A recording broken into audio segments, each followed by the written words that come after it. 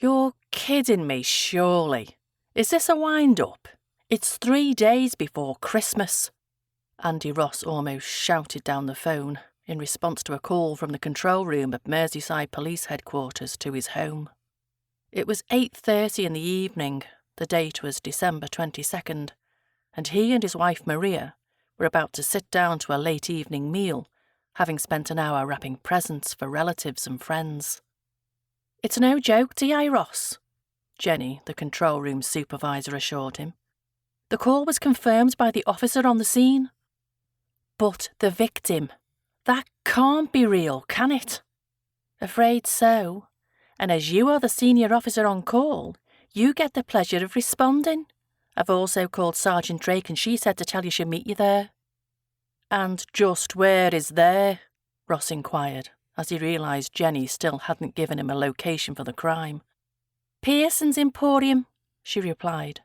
"It's that new cheap department store that opened in the old closed-down bank on." "I know where it is, thanks, Jenny." "I'll leave you with it then, shall I? Just make sure there isn't a double-park sled with 6 reindeer attached when you get there," she joked.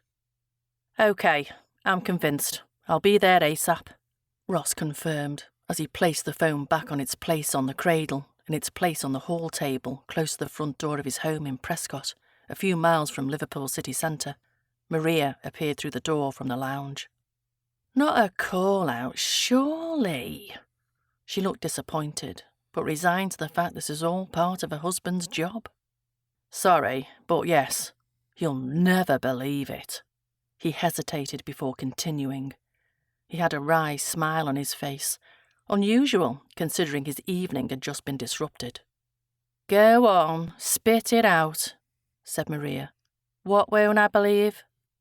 Unable to contain himself, Andy Ross took hold of his wife, one hand on each shoulder, and pulled her to him, gave her a short but loving kiss, and whispered in her ear, "Someone just killed Santa Claus."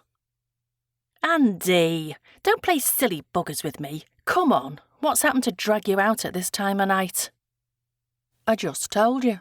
Someone killed Santa." He looked her in the eyes, and Maria could tell he was deadly serious. "You mean it, don't you?" "Yes.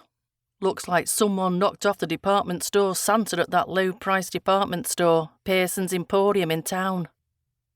Ross took his mobile phone from its place on the charger in their bedroom as he extricated his warm, camel-coloured overcoat that Maria had bought him a couple of Christmases ago and dropped the phone into one of its deep pockets.